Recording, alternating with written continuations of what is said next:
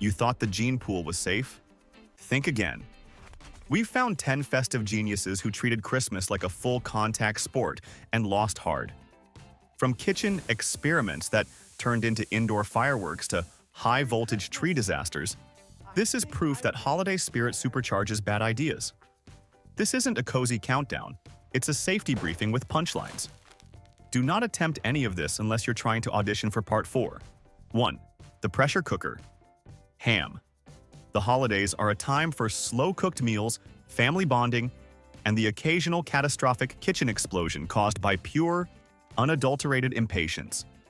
Meet Gordon, a 50-year-old amateur chef whose culinary ambition was only matched by his complete lack of understanding regarding high-pressure thermodynamics.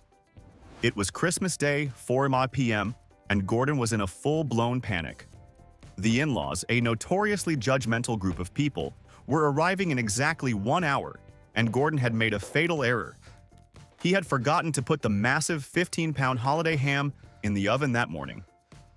Staring at the raw, cold slab of pork, Gordon decided he didn't need time. He needed physics. He pulled out his grandmother's antique, industrial-sized pressure cooker, a heavy cast aluminum vessel that looked more like a piece of Soviet artillery than a kitchen appliance. Now, the manual for this device, which Gordon had likely used to level a wobbly table leg years ago, clearly states 2 golden rules. Do not fill past the max line, and never under any circumstances force the lid open. Gordon, a man who viewed safety warnings as suggestions for the weak, ignored both. He shoved the giant ham into the pot, barely fitting it in, and filled the remaining microscopic air gaps with water, leaving absolutely zero room for expansion. He cranked the stove to high and waited. Within 20 minutes, the pot was hissing like a furious cobra, rattling against the burner. The pressure gauge was pegged deep in the red zone, vibrating violently. But Gordon, hearing the doorbell ring, made the decision that would end his bloodline. "It's gotta be done," he muttered, grabbing the handle with a towel. He tried to twist the lid. It wouldn't budge, because thousands of pounds of pressurized steam were holding it shut, trying to save his life. A rational man would let it cool.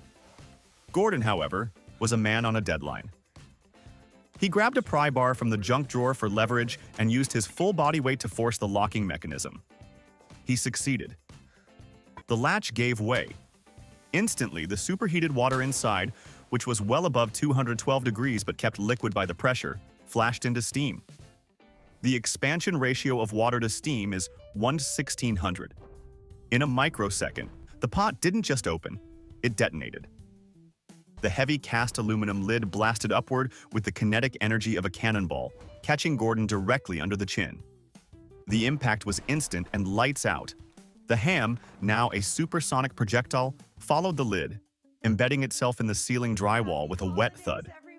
When the in-laws walked in moments later, they found a kitchen destroyed by a pork-based IED and a son-in-law who had been taken out by his own main course. Gordon wanted to save time, and in a way, he did. He skipped straight to the end of his life, leaving behind a very messy kitchen and a cautionary tale about why you never argue with Boyle's Law. 2.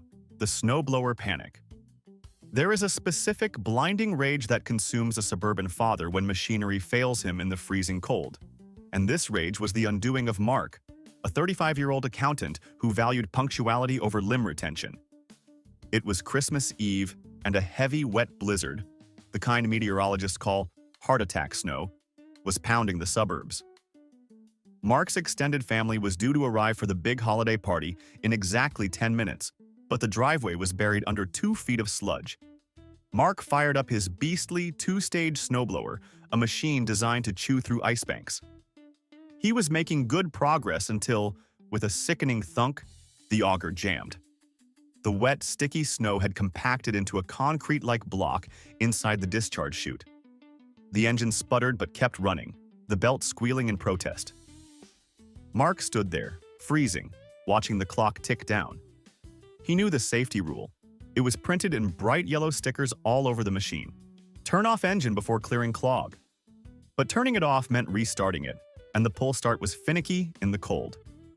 "I'll just be quick," Mark thought, a phrase that appears on roughly 40% of all Darwin Award applications. He left the engine roaring. He didn't use the plastic clean-out tool attached to the handle for this exact purpose. No, Mark used the tool God gave him, his right hand. He reached deep into the metal chute to grab the chunk of ice. Here is the mechanical trap he walked into. The auger blades were under immense tension. The engine was trying to turn them, but the ice was holding them back. It was essentially a loaded bear trap. As soon as Mark's fingers dislodged the ice chunk, the stored energy was released instantly. The steel impellers snapped forward with blinding speed and torque. It wasn't a clean cut, it was a grinder. The machine pulled his hand, then his arm, into the mechanism faster than his brain could process the mistake. The shock was immediate. Mark, now inextricably attached to a running snowblower, collapsed onto the driveway. The blood loss was catastrophic, accelerated by the pumping heart of a panicked man in freezing temperatures. By the time his guests pulled up 5 minutes later, festive gifts in hand, they found Mark lying in the red-stained snow, the machine still chugging away, having effectively cleared the driveway of its owner. He wanted to clear a path for his family, but he ended up traumatizing them for life, proving that saving 30 seconds is never worth the price of admission. 3. The Ornament Cannon. We wrap up this trio with the story of Dave, a 42-year-old DIY enthusiast who believed that anything worth doing was worth over-engineering to the point of absurdity. Dave had a 50-foot pine tree in his front yard that he desperately wanted to decorate for Christmas. Ladders were too short, and renting a cherry picker was money down the drain, according to Dave. He looked at his collection of PVC pipes and air compressors and had a eureka moment that should have been a call 911 moment. He built a pneumatic air cannon, essentially a potato gun on steroids, designed to launch bundles of lights over the highest branches. He tested it at 40 psi, and it worked okay, lobbing a tennis ball halfway up the tree. But the lights were heavier, and they weren't going high enough. "More power," Dave grunted, channeling his inner Tim Taylor. He cranked the air compressor up to 120 psi, 3 times the rated safety limit of the cheap Schedule 40 PVC pipe he had bought at the discount hardware store. He loaded a heavy bundle of lights into the barrel, jamming them down to create a tight seal.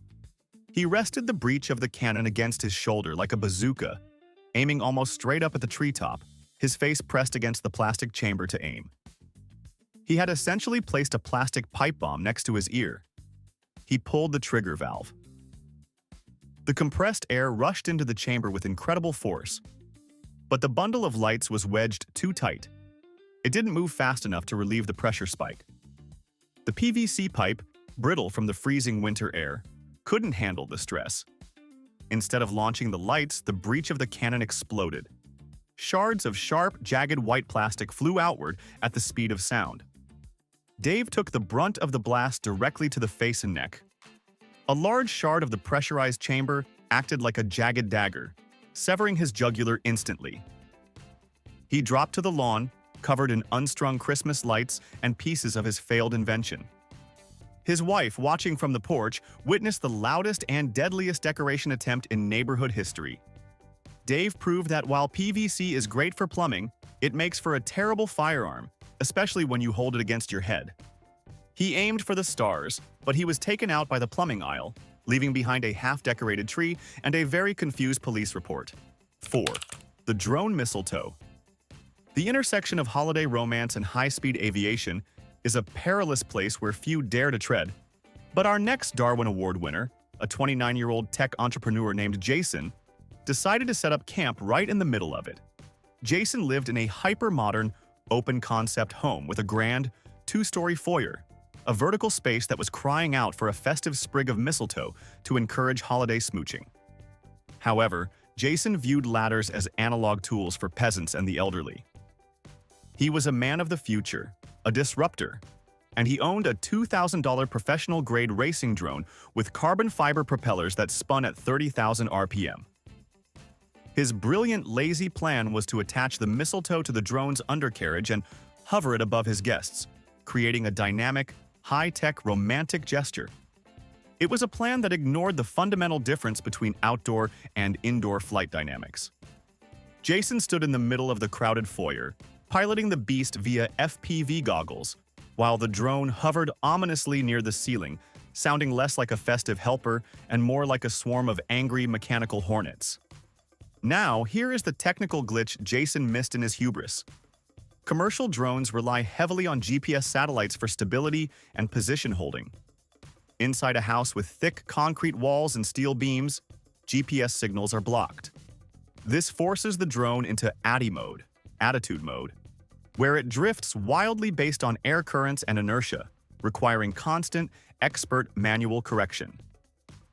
As Jason maneuvered the loud, windy machine closer to the chandelier to position the mistletoe, the drone caught a strong downdraft from the central HVAC vent. It drifted sharply to the left. Jason, panicked and lacking the reflex skills of a pro pilot, overcorrected hard on the controller sticks. The drone, now a flying blender with the cutting power of a weed whacker, pitched forward aggressively.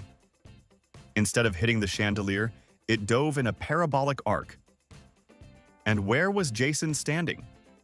Directly in the flight path, staring up with his mouth open, mesmerized by his own creation. A racing drone can accelerate from 0 to 60 mph in under a second. It closed the distance instantly. Jason didn't even have time to duck. The carbon fiber blades, which are sharp enough to slice through raw vegetables in YouTube demo videos, met Jason's neck with surgical precision. The impact was gruesome and final.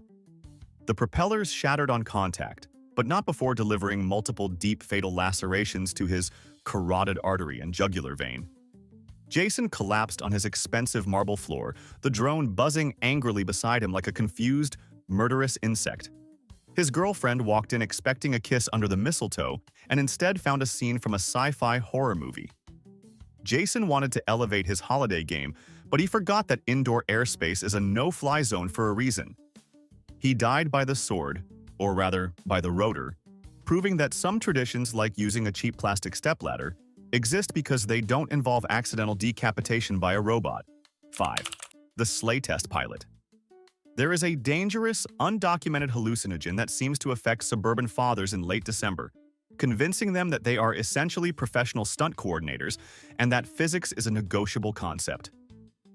Meet Steve, a 40-year-old dad who watched the movie Elf one too many times and decided his life lacked sufficient whimsy. Steve spent 3 weekends building a replica of Santa's sleigh out of heavy 3-4-inch plywood, 2x4 lumber, and pure, unadulterated optimism. It was a heavy, unaerodynamic box painted festive red with gold trim. His master plan was to launch this wooden behemoth from the peak of his detached garage roof, slide down the asphalt shingles, launch off the eaves, and land safely on the family's 12-foot trampoline in the backyard. In his mind, the trampoline would act as a gentle cushion, bouncing him playfully into a soft pile of snow, creating the ultimate viral Christmas video. In reality, he was setting up a lethal physics experiment involving kinetic energy, trajectory calculation, and material strength. 3 subjects Steve had failed miserably in high school. On Christmas Eve, he dragged the heavy wooden sleigh to the peak of the garage roof, sweating and cursing. He sat inside, wearing a Santa hat and holding a GoPro on a selfie stick to document his triumph. He shouted to his kids, "Merry Christmas to all, and to all a good flight," and pushed off. The wooden runners on the frost-covered asphalt shingles created significantly less friction than he anticipated. The sleigh didn't glide, it plummeted. By the time he hit the edge of the roof, he was moving at a terrifying velocity. Here is where the math failed him. Steve hadn't accounted for the combined mass of the heavy sleigh plus his own 200-pound dad bod. The launch velocity was too high. He didn't just hit the trampoline, he overshot it completely. He soared through the crisp winter air, a look of pure, undiluted terror replacing his festive cheer as he watched the safety net pass harmlessly beneath him. Gravity, the harshest mistress of them all, brought him down not on the bouncy mat, but on the frozen concrete walkway next to it. The impact was sickening and absolute. The plywood sleigh shattered into shrapnel on impact, and Steve's head met the pavement with 0 shock absorption. The GoPro, ironically, survived to record the final, tragic thud and the subsequent silence. Steve was found by his kids, who thought Santa had crashed, only to realize it was just their dad making a terrible life choice. He died of massive blunt force trauma, proving that while reindeer can fly, plywood boxes definitely cannot, and that trampolines are terrible landing pads for unguided missiles. 6. The champagne shatter. Nothing says classy holiday party like sabrage, the Napoleonic art of opening a champagne bottle with a sword. And nothing says festive funeral quite like doing it completely wrong with the wrong tools. Enter Michael, a 35-year-old investment banker who believed that his confidence and tax bracket were substitutes for actual skill. It was New Year's Eve, the grand finale of the holiday season, and Michael wanted to impress his guests with a stunt he had seen once on Instagram. He grabbed a magnum of expensive vintage champagne and, lacking a proper cavalry saber, decided to use a heavy, dull chef's knife he found in the kitchen drawer. Now, sabrage works on a specific physical principle. You strike the glass lip of the bottle at its weakest point, the seam, using the internal pressure to blow the top off cleanly. However, there are strict rules. Rule number 1. The bottle must be ice cold to make the glass brittle and predictable. Michael's bottle had been sitting out on the counter for 2 hours. It was warm. Rule number 2. You slide the blade along the seam gently. Michael just planned to whack it like a piñata. He stood in the center of the living room, surrounded by friends in their finery, clearing a space. He held the warm, highly pressurized bottle in his left hand and the heavy knife in his right. He didn't look at the seam. He just looked at the crowd. He swung. He didn't slide. He chopped. He hit the neck of the warm bottle with the brute force of a lumberjack. Instead of a clean break at the annulus, the structural integrity of the bottle failed catastrophically. The magnum exploded in his hand like a glass grenade. The internal pressure, roughly 90 psi, which is 3 times the pressure of a car tire, blasted shards of thick, green glass outward with lethal velocity. One large razor-sharp shard was propelled backward by the blast, flying directly into Michael's neck. It severed his jugular vein instantly. The party went from cheers to screams in a heartbeat as arterial spray decorated the hors d'oeuvres. Michael collapsed onto the Persian rug, the expensive champagne mixing with his own blood in a grim cocktail.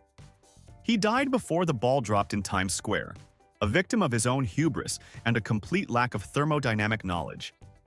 He wanted to look like a French general, but he ended up looking like a cautionary tale about why corkscrews were invented. He proved that when you fight a pressurized vessel with a blunt object and zero technique, the vessel usually wins. 7. The daisy chain inferno. Electricity is a magical, invisible force that powers our modern lives, but it is also a vengeful, mathematical spirit that absolutely hates stupidity. And our next candidate, 60-year-old Bob, was about to learn this lesson in the hottest way possible. Bob was a stubborn traditionalist who believed that modern LED lights were soulless, too dim, and part of a global conspiracy to ruin Christmas. He insisted on using his vintage collection of C9 incandescent bulbs, those big, thumb-sized painted glass lights from the 1970s that heat up like miniature suns and consume enough wattage to power a small village.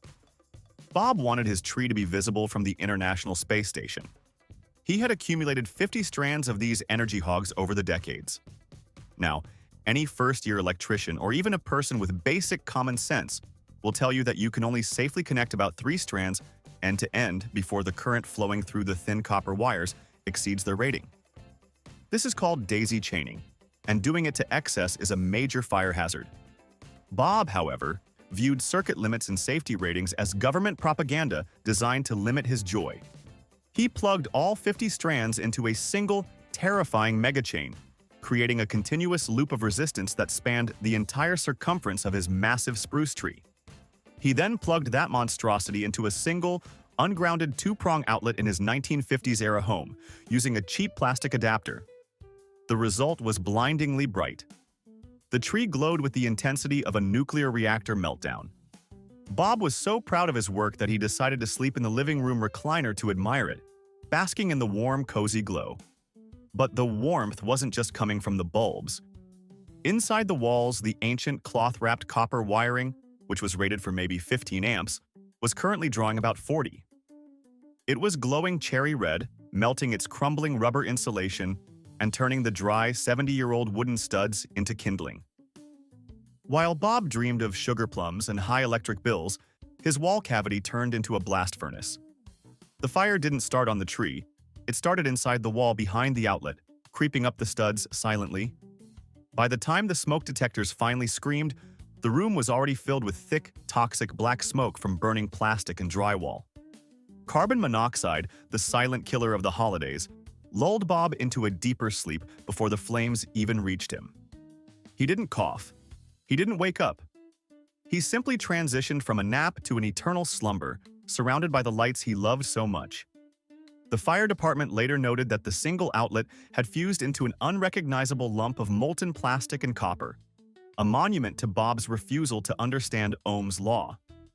He wanted the brightest house on the block, and for a few hours, as the flames engulfed the roof and illuminated the night sky, he certainly achieved it. 8. The blind tree driver. There is a special dangerous breed of optimism found in men who drive compact sedans but buy cathedral-sized Christmas trees, believing that willpower is a substitute for cargo capacity. Meet Ted, a 30-year-old Honda Civic owner who refused to pay the $20 delivery fee on principle. Ted went to the local tree lot and picked out a magnificent 12-foot Douglas fir. It was a beast of a tree, wider than his car and twice as long. The lot attendant, seeing Ted's tiny vehicle, offered to tie it down with professional twine or arrange delivery, but Ted scoffed. "I got it," he said, pulling out a handful of old, stretched-out bungee cords from his trunk, the kind that have lost all their elasticity and are basically just loose ropes with hooks. He laid the massive tree on the roof of his sedan. Fatal mistake. Number 1. He placed it root end forward, meaning the wind would catch the branches like a parachute. Fatal mistake.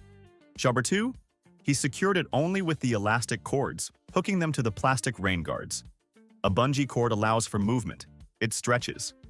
Ted had essentially created a giant, loaded slingshot on his roof.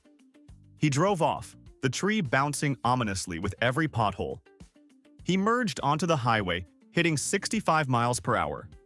The wind resistance on a tree that size at highway speeds is immense. Hundreds of pounds of force pushing backward.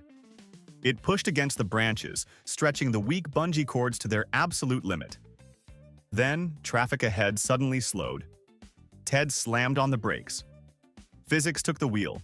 The car stopped, but the tree, possessing significant momentum and held only by rubber bands, did not. The tree shot forward with violent force. The root ball slid down the windshield, smashing the glass and completely blocking Ted's view with a wall of pine needles and wood.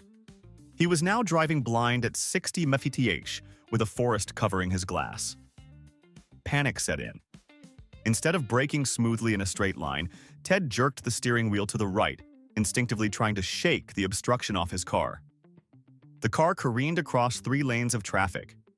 He miraculously missed the other cars, but found the one thing he couldn't miss: the solid concrete support pillar of an overpass. The impact was brutal. The car wrapped around the pillar. The tree, ironically, acted as a battering ram, crushing the cabin further upon impact. Ted was found amidst a scene that looked like a logging truck accident inside a sedan. He died instantly of massive internal trauma. He wanted to save $20 on delivery, but he paid the ultimate price, proving that aerodynamics isn't just a suggestion, and that bungee cords are not, and never will be, structural fasteners. 9. The Escalator Santayu. Alcohol and heavy machinery are a bad mix. Alcohol, escalators, and a restrictive, vision-impairing Santa suit are a fatal one. This brings us to Gary, a 45-year-old seasonal mall Santa who had just finished his final shift on Christmas Eve. Gary was burnt out, tired of crying children, and ready to celebrate. He had toasted the end of the season with a few too many spiked coffees at the mall food court with the other elves. Feeling jolly, invincible, and significantly impaired, he decided to give the lingering shoppers a show as he left the mall. He approached the long, steep central escalator that spanned the 3-story atrium. "Ho, ho, ho," he bellowed, ignoring the stand right, walk left etiquette. Instead of walking down, Gary decided to hop onto the wide black rubber handrail. He intended to slide down it like a cool action movie hero, waving to his fans. Now, escalator handrails are not designed for human cargo. They are often greasy from maintenance, They move at a slightly different speed than the steps to prevent bunching, and they are curved. Gary's synthetic velvet Santa pants offered zero friction against the rubber. He accelerated instantly. He was flying. But halfway down, near the second-floor landing, he hit a bump where the handrail segments joined. His center of gravity, already shifted by his fake belly padding and the heavy sack of props on his back, threw him off balance. He tilted to the right, away from the stairs and toward the open atrium. There was no safety net, just a 30-foot drop to the tile floor below. Gary toppled over the side of the moving handrail, legs flailing. He fell 3 stories through the festive air, passing the giant mall Christmas tree on his way down, looking like a discarded ornament. Shoppers gasped in horror as a screaming Santa plummeted past the second floor. He landed directly on top of a Hickory Farms sausage kiosk on the ground floor. The impact was devastating. He didn't bounce, he broke. He died on an impact among the crushed summer sausages and cheese logs, traumatizing a generation of children who were waiting in line for a last-minute photo. Gary wanted to make a memorable exit, and he succeeded.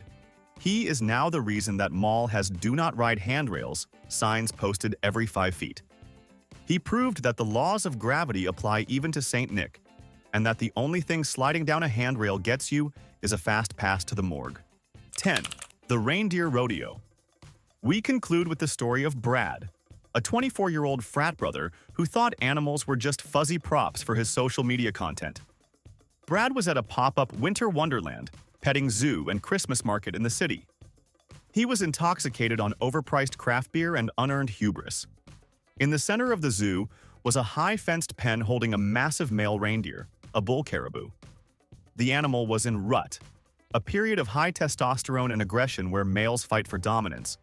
But to Brad, it just looked like a cute, oversized version of the cartoon Rudolph.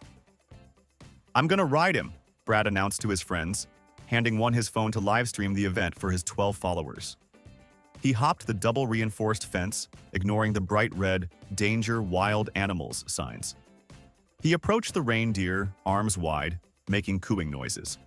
The reindeer lowered its head, staring at him. This wasn't a submissive greeting. It was a combat stance. Reindeer are not horses.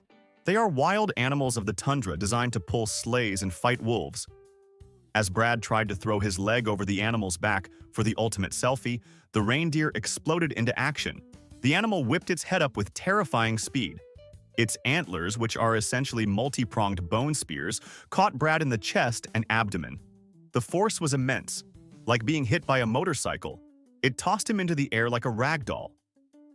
When Brad landed in the sawdust, the animal proceeded to trample him, viewing him not as a rider, but as a rival male invading its territory. By the time the zookeepers could intervene with tranquilizers, the damage was done. Brad had suffered multiple puncture wounds to his lungs and crushed ribs. He died on the floor of the pen, his phone still recording the blurry aftermath from where it had fallen. Brad wanted to be a legend on Instagram, but he ended up as a cautionary statistic on the evening news. He forgot that reindeer are wild beasts, not rides at Disneyland, and that trying to rodeo a caribou is a great way to get canceled. Permanently. Okay, we've seen the fatal fails. Now for the near misses. What's the single dumbest thing you've seen a friend or family member do on Christmas that should have won them an award, but they somehow survived? Describe the moment you thought, well, he's dead. The most terrifying survival story gets pinned. Subscribe to stay on this side of the statistics.